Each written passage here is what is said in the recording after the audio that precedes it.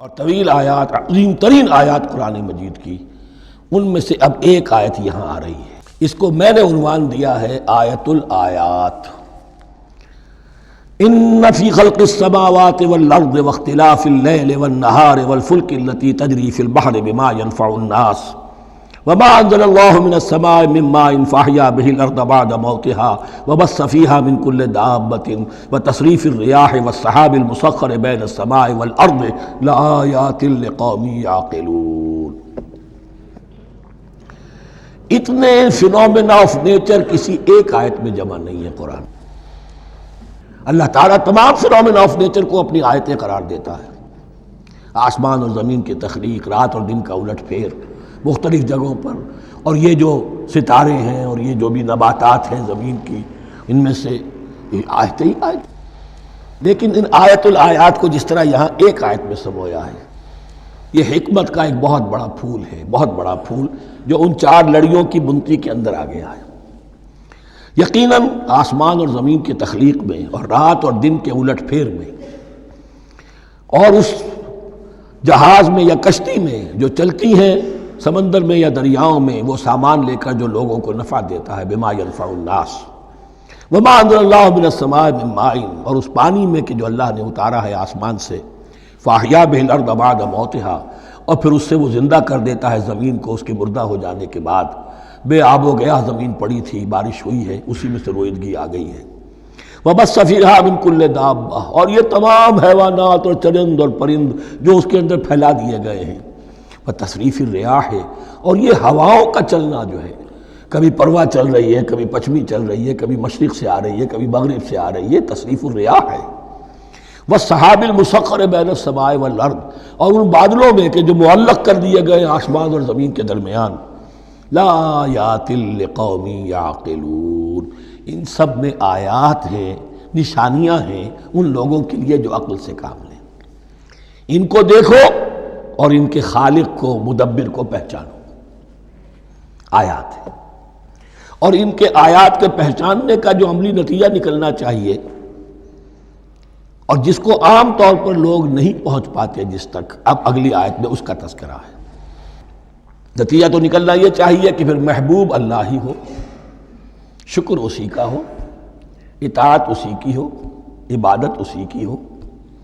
جب سورج میں کچھ نہیں، یہ تو اللہ نے اس کو بنایا ہے، یہ حرارت جو ہے اللہ نے دی ہے، چاند میں کچھ نہیں، ہوائیں چلانے والا کوئی وہی تو ہے، تو اب کسی شے کے لیے کوئی شکر نہیں، کسی شے کے لیے کوئی عبادت نہیں، کوئی ڈنڈوت نہیں، کوئی سجدہ نہیں، بلکہ صرف اللہ کے لیے، اور وہی مطلوب و مقصود بن جائے، وہی محبوب ہو۔ لا محبوب الا اللہ، لا مقصود الا اللہ، لا مطلوب الا اللہ۔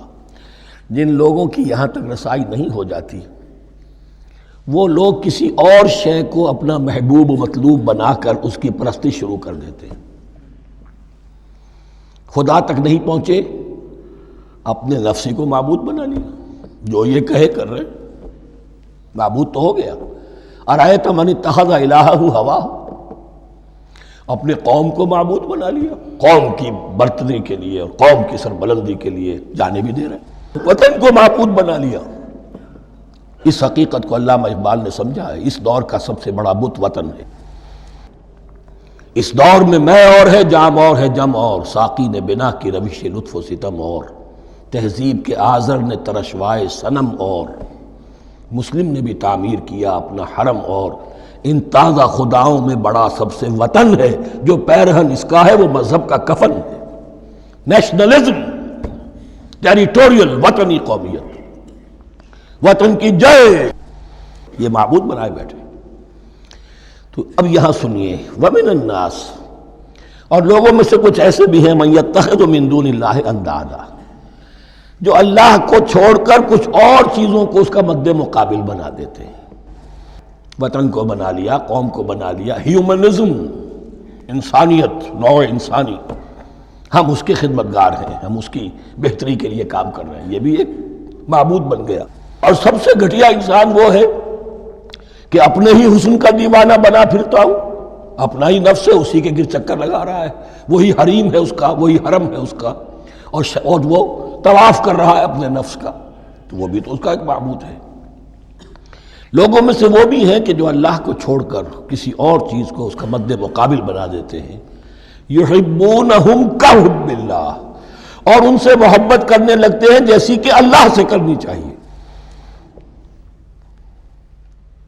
یہ فلسفہ ہے اصل میں، ہندی میں سے آدرش کہتے ہیں، عربی میں نصب العین، انگلش میں آئیڈیل.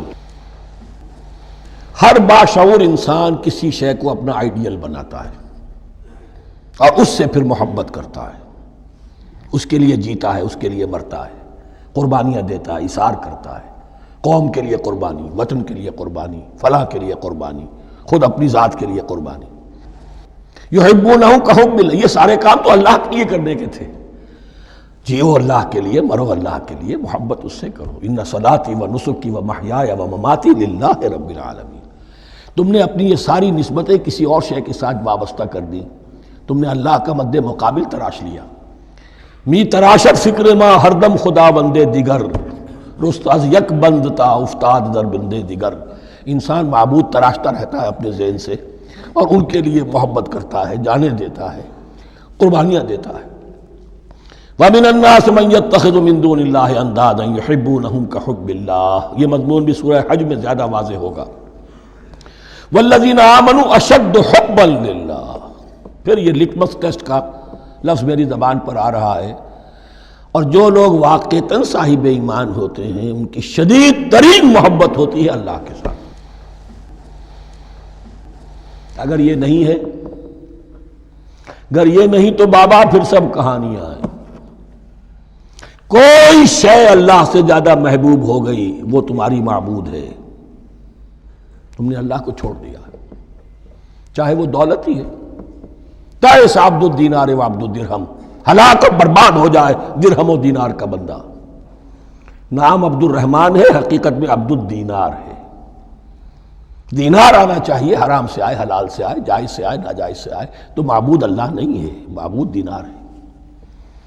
ہندو نے یہ کیا کہ لکشمی دیوی کی ایک مورتی بنا کر پوجنا شروع کر دیا.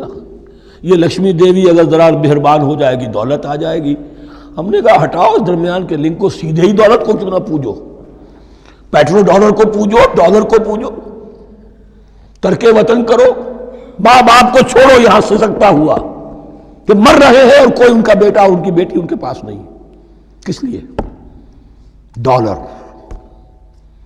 کون معبود ہوا؟ وَمِنَ النَّاسِ مَن يَتَّخِذُ مِن دُونِ اللَّهِ أَندَادًا يُحِبُّونَهُمْ كَحُبِّ اللَّهِ وَالَّذِينَ آمَنُوا أَشَدُّ حُبًّا لِلَّهِ وَلَوْ يَرَى الَّذِينَ ظَلَمُوا إِذْ يَرَوْنَ الْعَذَابَ أَنَّ الْقُوَّةَ لِلَّهِ جَمِيعًا. اور کاش کہ دیکھ لیتے یہ لوگ جو اس شرک میں اور اس گناہ میں مبتلا ہیں، ظلم شرک کے معنی، جب وہ دیکھیں گے عذاب کو اور یہ بات واضح ہو جائے گی کہ قوت تو ساری کی ساری اللہ کے ہاتھ میں ہے، کسی کے پاس کچھ نہیں. وَأَنَّ اللَّهَ شَدِيدُ الْعِقَابِ، اور یہ کہ اللہ سزا شدید العذاب، اللہ سزا دینے میں بہت سخت ہے. اس وقت آنکھ کھلے گی تو فائدہ کیا ہوگا؟ اب آنکھ کھلے تو فائدہ ہے.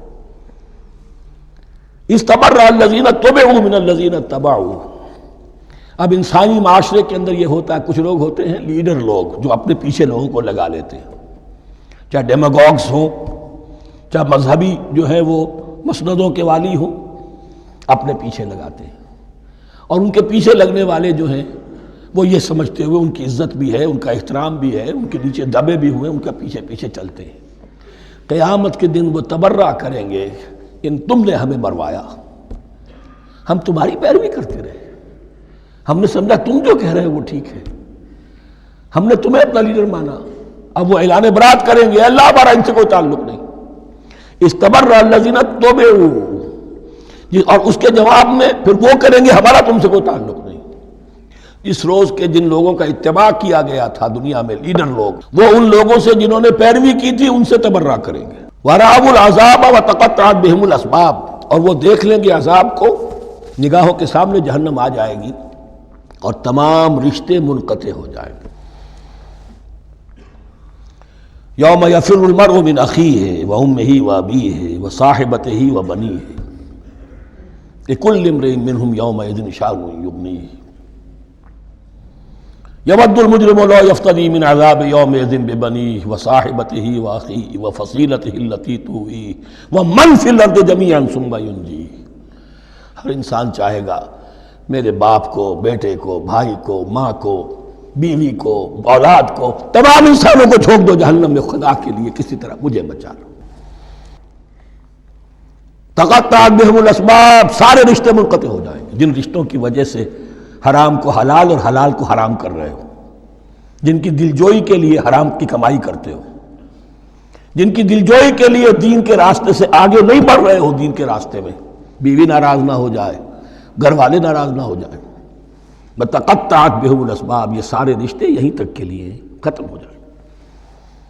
وقال الذین اتبعوا، اور جو ان کے پیروکار تھے وہ کہیں گے لو ان لنا کرۃ، اگر کہیں ہمیں دنیا میں لوٹنا نصیب ہو جائے، فنتبرأ منہم کما تبرؤوا منا، تو ہم بھی ان سے اسی طرح برات کریں گے جیسے آج یہ ہم سے برات کر رہے ہیں۔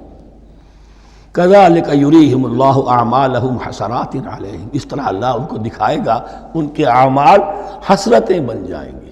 کاش کہ ہم نے سمجھا ہوتا، کاش کہ ہم نے ان کی پیروی نہ کی ہوتی، کاش کہ ہم نے ان کو اپنا لیڈر اور اپنا ہادی اور رہنما نہ مانا ہوتا۔ وما ہم بخارجین من النار، لیکن وہ اب آگ سے نکلنے والے نہیں ہوں۔